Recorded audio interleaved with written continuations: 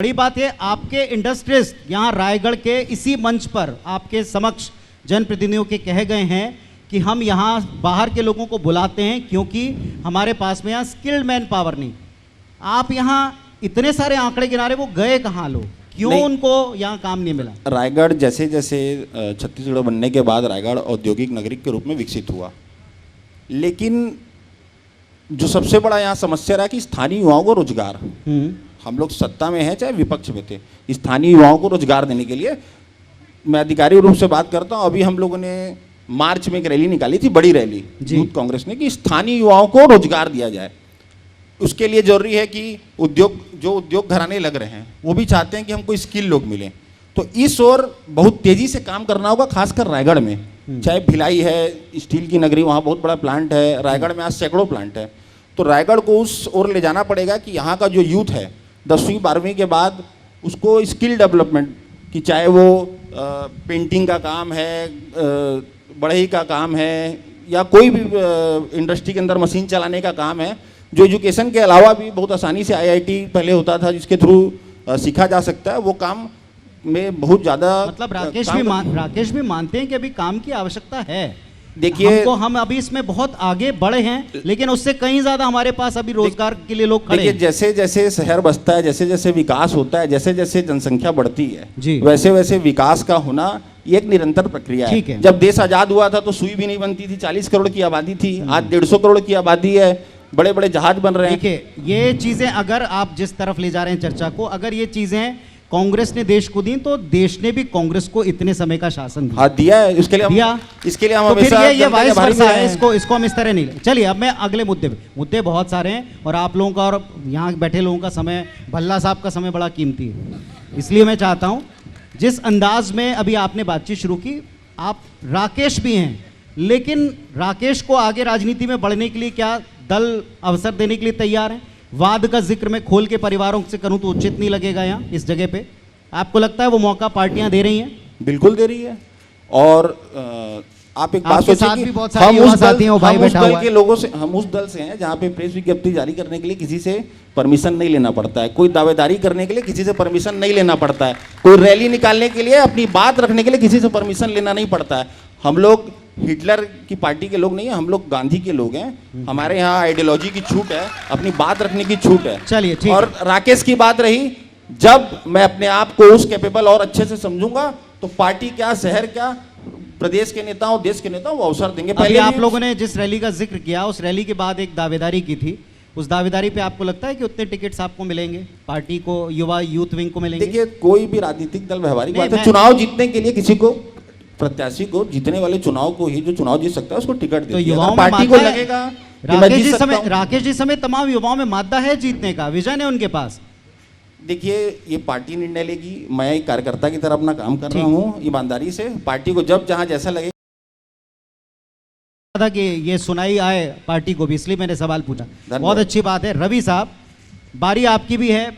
यहाँ 15 वर्ष के शासन वर्सेस, अब चूंकि छत्तीसगढ़ को बने 23 वर्ष हुए, 15 वर्ष इसमें आप लोगों ने शासन किया है, यूथ को मौका नहीं मिला, कार्यकर्ता बड़े नाराज थे। 18 में कार्यकर्ताओं ने पहले खारिज किया, फिर जनता ने खारिज किया। यूथ नेता के नाते आपको क्या लगता है, सही बात है? भ्रष्ट भूपेश के भ्रष्ट नीति ले छत्तीसगढ़ बेहाल हो गए। भ्रष्ट भूपेश के भ्रष्ट नीति ले छत्तीसगढ़ बेहाल हो गए। हुटिंग नहीं मित्रों, हुटिंग कक्षा में करके घोटाला लबरा माला माल हो गए। ये जो पीएससी में जो घोटाला हुआ है, वो छत्तीसगढ़ सरकार कैसे युवाओं को अवसर दे रही है, ये पूरा छत्तीसगढ़ देख रहा है। मैं राकेश भाई जिन बातों को कह रहे थे, मैं उन्हीं बातों को जवाब दे देना चाहूँगा।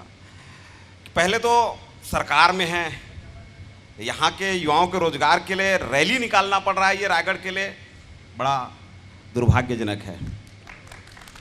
और जिस स्किल डेवलपमेंट की बात राकेश भाई कर रहे हैं, मैं आपको बता देना चाहूँगा, जांजगीर चांपा में किस प्रकार से डीएमएफ फंड का घोटाला हुआ है, वो किसी से छुपा नहीं है। और युवाओं को मौका देने की बात, तो पूरा देश में किस प्रकार से कौन युवाओं को मौका देता है, ये ये सवाल का उत्तर नहीं हुआ। ये सवाल का उत्तर नहीं। मैं आपको आपकी बात, आपने एक कविता पढ़ दी आपने अपने भैया, भैया। समर्थकों से तालियां पड़वा ली, लेकिन मेरा मेरी सवाल बात- बड़ा सीधा है। आपने राकेश जी को बोलने का, मुझे लगा कि राकेश जी को मैं प्रोजेक्ट करने की वो बात कर रहे हैं, सवाल- ऐसा लगा मुझे। मैं अपनी आदरणीय मन की बात सवाल कह का रहा हूं। जवाब दें। मैं अपने मन की बात कर रहा हूं। आदरणीय आप सवाल राकेश का जी- जवाब दें, मन आप की रा- बात नहीं, मैं आपकी सवाल बात- का जवाब। आप मेरी बात सुन कहाँ रहे हैं? जी जी, आप सब सुने, हम सब मुझे तो सुने। पूरा लगा कि आप सब राकेश जी सुने। को प्रोजेक्ट करने के लिए चर्चा करा रहे हैं, ऐसा लगने लगा था मुझे। आदरणीय, आरोप लगाने से बात मैं नहीं आपकी छिपेगी। तो आप बात करने दो आरोप, आपको भी पूरा अवसर है, सवाल का जवाब भैया। दें आदरणीय, सवाल का जवाब में मेरे भाई। बातों को कहने देंगे क्या? जी जी, कहें कहें कहें। कैसे युवाओं को मौका दिया जाता है, ये राजस्थान में सब लोग देख रहे हैं कि राजस्थान में क्या हो रहा है। यहाँ किस प्रकार से अंतिम में महाराजा साहब को 2.5 महीने का कार्यकाल दिया गया है, सबको दिख रहा है। छत्तीसगढ़ में आप कह रहे हैं 15 साल में जिस समय छत्तीसगढ़ में भारतीय जनता पार्टी की सरकार बनी, उस समय किस प्रकार से युवा मोर्चा ने संघर्ष किया अजीत जोगी के तानाशाही सरकार के खिलाफ, और युवाओं को मौका मिला जिन्होंने 15 साल सरकार चलाए, और 15 साल सरकार का ये नमूना ऑडिटोरियम दिख रहा है, जिसको आज ठीक से देख रेख नहीं करने में, ये यहाँ की व्यवस्था है। आप रवि साहब, अब आप पुनः मेरे ऊपर आरोप लगा देंगे, पर मुझे आपसे इस बात को जानना है, वही सवाल आपसे, वो केवल जिम्मेदारी अकेले राकेश जी की, उनके दल की नहीं। 15 वर्ष सरकार चलाने के बाद अगर स्किल डेवलपमेंट के ऊपर सारे विश्व में, एक मिनट महाराज, सारे विश्व में आपकी चर्चा करने के बाद में प्रधानमंत्री के, अगर रायगढ़ जो कमर्शियल इंडस्ट्रियल एरिया है, वहां के युवाओं को अगर स्किल की कमी है और वो कहीं दूर जा रहे हैं, 15 वर्ष आपकी सरकार, आपकी कोई जिम्मेदारी नहीं है? मैं उस बात पे आऊंगा, आप मुझे बोलने देंगे तो। साहब ये भाषण नहीं है, सवालों के जवाब देने पड़ेंगे आदरणीय। मैं बोलना चाहता हूं, मेरी बातों को आप सुन लेंगे। अगर आपको लगता है कितने स्किल डेवलपमेंट से रोजगार मिले हैं, राकेश भाई कह रहे हैं, तो बेरोजगारी भत्ता आप दे किसको रहे, और वो भी किस प्रकार से दे रहा हो, छत्तीसगढ़ का पूरा युवा भली भांति जानता है। यहाँ के उद्योगों में युवाओं को अवसर दिया जाए, स्किल डेवलपमेंट भी होगा। यहाँ सारे प्रशिक्षण केंद्र हैं, पॉलिटेक्निक है, IIT है, छत्तीसगढ़ में अवसर नहीं दिया। यहाँ के औद्योगिक घराने अगर युवाओं को अच्छे से अवसर देंगे, बाहर के लोगों को देखिए। वे क्या कह के गए, सुने, आप सुनेंगे। उद्योगपति आप ही के यहाँ के इसी मंच पर आपके स्थान पे बैठे थे, वो कह के गए कि जो ट्रेनिंग दी गई उसके बाद मशीनों की 3 जनरेशन आ गई। आजकल जी में चलते हैं हम, 2G 3G 4G 5G, तो जनरेशन बदल गई। ये जिम्मेदारी जितनी कांग्रेस की उतनी बीजेपी की। चलिए खैर, उत्तर मिला। एक छोटा सा उत्तर मैं कह रहा हूं, जितने टेक्निकल क्षेत्र में उसमें रखने की छोड़ दीजिए, सामान्य चीजों में नहीं रखा जाता। विनायक पटनायक जी बैठे हैं तमनार के किसी उद्योग में, सामान्य नौकरियों के लिए भी यहाँ के युवाओं को नहीं रखा जाता यहाँ के उद्योगपतियों के द्वारा। ये बड़ी विकट समस्या है। उद्योगपति तानाशाह हो गए, स्थानीय युवाओं को रोजगार नहीं देते। आपकी बात का जवाब लेता हूँ। राकेश जी, क्यों नहीं रखे जाते? यूथ के आप झंडाबदार हैं, क्यों नहीं रखे जाते, बताएं। पहले तो रवि भगत जी का धन्यवाद करूंगा कि वो कबूले कि हम लोग बेरोजगारी भत्ता दे रहे हैं।